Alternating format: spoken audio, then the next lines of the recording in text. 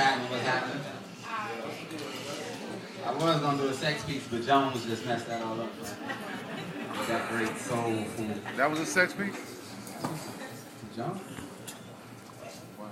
Jones does that once a year. I guess that's how Jones have sex. Yeah. Someone asked me, why don't I do conscious poetry?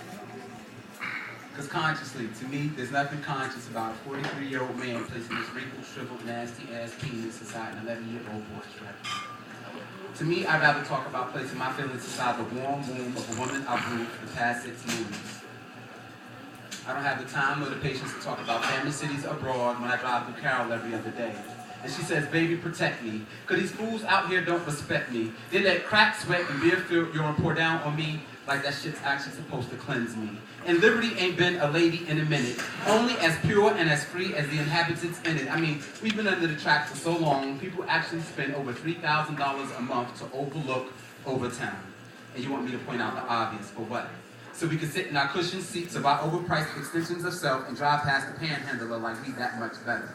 Nah, I'd rather talk about corny shit like long walks on the beach, her looking at me fighting the feeling to let her hand go and grab a fistful of backsides and do things to her that would make the stars smile. But you want me to talk about how Stacy was raped by Jerome, who didn't have a father or a house to speak of, so the state sent him to a group home, where he taught nightly with Seth, who was molested and prostituted before he knew what a fee was. So to him, life was to give and take. And how well you ate depended on how much you made, so he knew no better way but to teach what he was taught. So they both fought and took what they wanted, because who else was going to give it to them?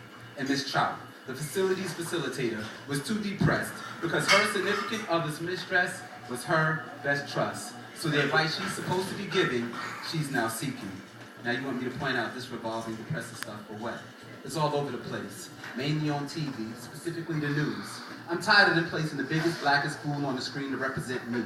Tired of them talking about how someone took someone else's life or how some actor is sleeping around on his wife like I really give a fuck. You know what else I'm tired of? I'm tired of puppets posing as poets, politicking like preachers for pussy with poetry. Who gives a fuck about your message if it's untrue? Not untrue in the historical facts that you can regurgitate like you're so damn wise, but they're untrue because you're not real about the nouns and adverbs in between your lines. And this just really ain't about poets. Real quick, a poet actually asked me this question, so this really isn't about poets. This can kind of go out for the crowd too. Because I've heard some cats drop some really hot shit. And because he wasn't talking about how he sucked the meat off your clit or how she smacked the hell out of some bitch, people couldn't close their mouth long enough to listen to it. When the poet was done, they put on a mask that their hands touched like they actually got it. Me, I went home, put on some sheets covered in ink and started plotting. It's like it has to be SPELLEDOUT for you. Or it has to be LDNSMPLETXT, because we too LZY to read or write it all through. And they say I don't have LOL. I'll text it to you.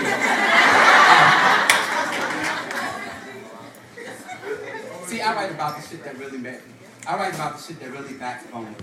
I'd rather molest this mic so he can go home and backbone it, or she could let these words massage her esophagus and deep throat it. See, what I write about is as real as it's going to get. Because how can we change the world if we can't maintain a relationship?